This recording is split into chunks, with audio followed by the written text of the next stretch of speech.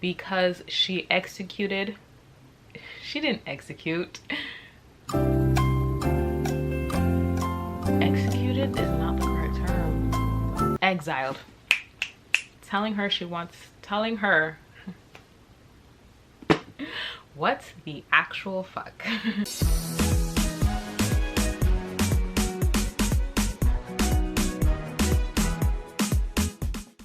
Alrighty, so hey, how's it going? How's life? My name is Sophia. Welcome back to my channel.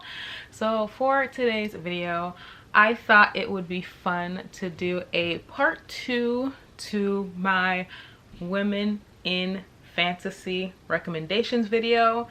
Every book I have to show you guys today is written by a woman of color, and I just want to show them some love and hopefully help you guys find a new favorite book to read. But without further ado, let's get into the recommendations. So the very first book I have to talk about is a book I've already done a full series review for on my channel, and that is going to be Chronicles of the Bitch Queen by K.S. Veloso. Now in this story, you are following our main character Talion, who is the queen of this little island nation. She is known as the Bitch Queen in this world because she exiled her husband on the night of their coronation. And then one day she gets a letter from him telling her that he wants to meet up. So Talion decides to go to the Empire to meet up with her husband, and our story goes from there. I loved everything about this story, mostly Talion. Talion, in my personal opinion, was the best part of the story. She is a mother, but like also she is more than the title Bitch Queen. Like, she has her sweet and soft side, but because she lives in a morally gray society, she has to do things that are kind of pretty fucking horrible, if I do say so. I also really liked her potential love interest kind. Like, he is a thief, but like he's a thief with morals, and like that trope, something about that trope just melts my heart. I don't know what it is. As I said before, this is a morally gray society. Every single character in this story is morally gray and corrupt, and so like if you like morally gray characters, I feel like you would really enjoy this. I would say that the magic system in this series is like fairly light, so like I would also recommend this to like a beginner of fantasy. But yes, I will leave my review linked up above if you guys want more details. But yes, this is my first recommendation. My second recommendation is, even though this author is a woman of color, she's Asian, this story in particular isn't own voices, and that is going to be The Sword of Kaigen by M.L. Wong. Now in this story, you are following two characters. The first one is Misaki, who is a mother. She used to be a vigilante back in the day.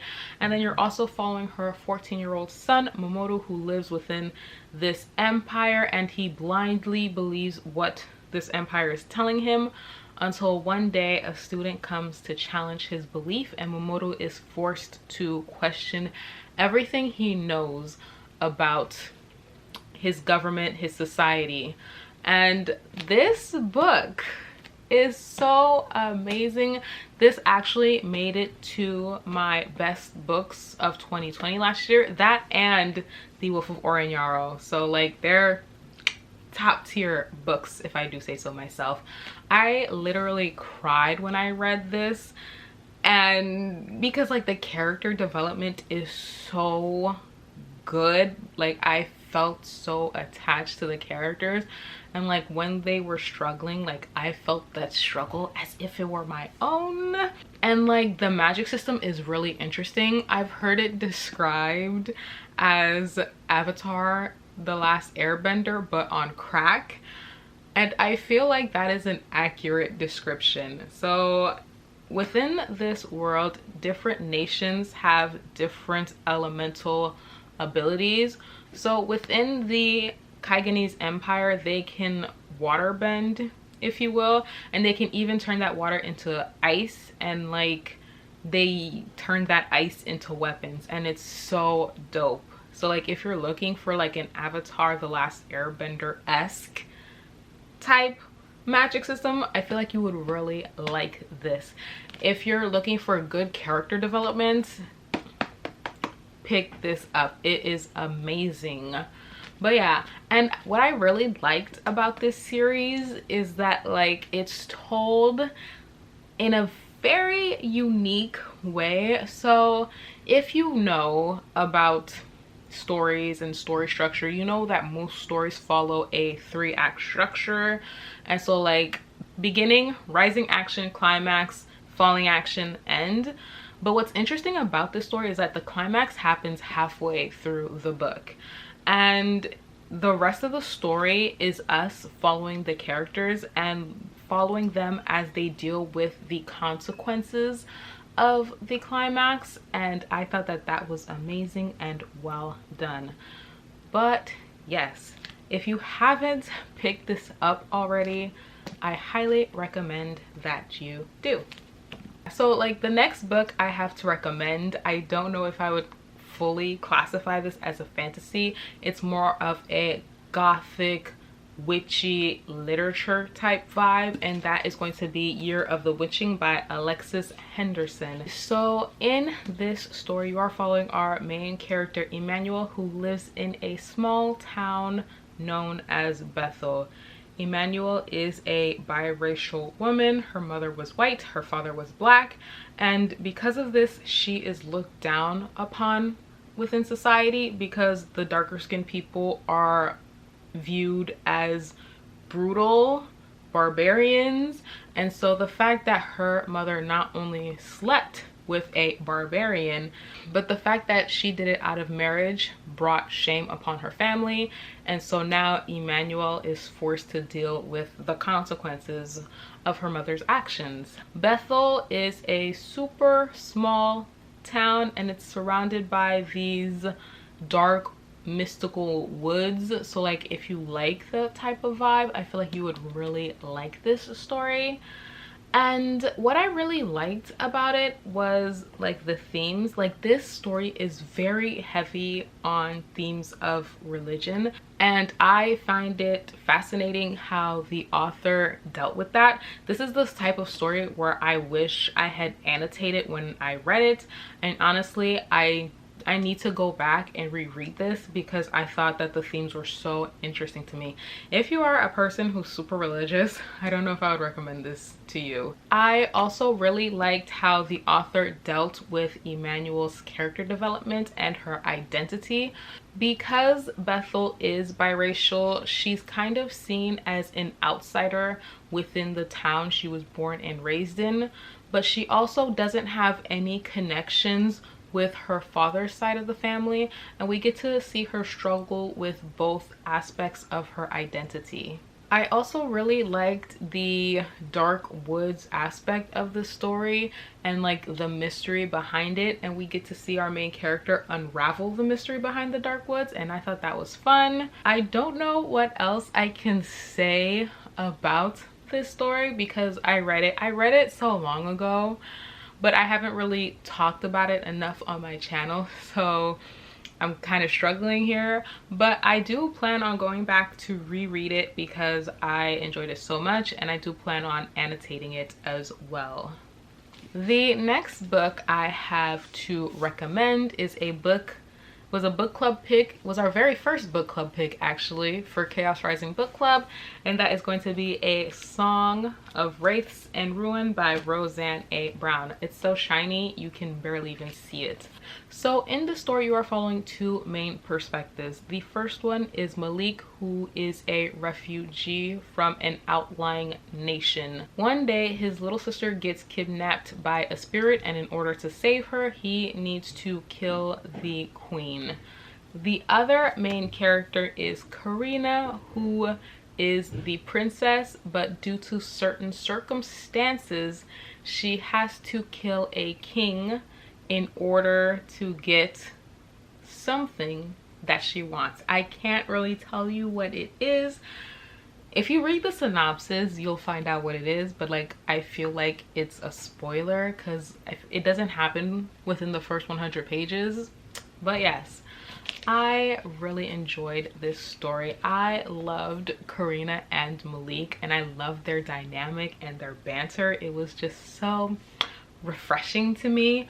I've seen people describe this as a love to hate romance, but I wouldn't really call it that. I would more call it like a love to I kind of like you but I still don't trust you kind of vibes. So like if you're looking for that, I would highly recommend picking this up. The way that the author deals with themes of identity, again, it's a weakness of mine, but because Malik is a refugee, he does face a lot of xenophobia, and the way that the author dealt with that was amazing in my personal opinion, and I could really identify with Malik and a lot of his struggles, which is why like this has a super close place in my heart. Is that how you say it? I don't know. I think that's how you say it. But this holds a super special place in my cold, dead heart. Both Malik and Karina are both strong, amazing characters, well developed. I will say that some of the side characters weren't as well developed because we are so focused on Karina and Malik. But other than that, I think this is amazing. The magic system, I would describe this as a soft magic system, so if you're into that, I would recommend picking this up. But yeah, an amazing story, amazing author, and like if you're not following Roseanne Brown on Twitter, I highly recommend you do so because she's hilarious. But yes, this is my other recommendation. Alrighty, so the final book I have to recommend to you guys is going to be Legendborn by Tracy Dion. Now in this story, you are following our main character Bree Matthews, whose mother has passed away. Bree Matthews gets into this accelerated college program at her mother's old alma mater, and so she decides to attend the college. But there is a mystery element behind Bree's mother's death, and so she is trying to figure out what it is. This is a King author reimagining, and I thought that it was a really amazing story. I really adored Bree as a main character. One thing you'll hear me say over and over again is that like I wish I had this story growing up as a teenager, because like there's just certain things that I could just relate to, certain aspects of identity and culture and history that I could just relate to Bree Matthews that I don't often get when it comes to other protagonists. Bree Matthews is that typical stubborn, hard-headed YA protagonist, but there is an added layer of being Black and being in the South, and I thought that the author explored that really well with her character.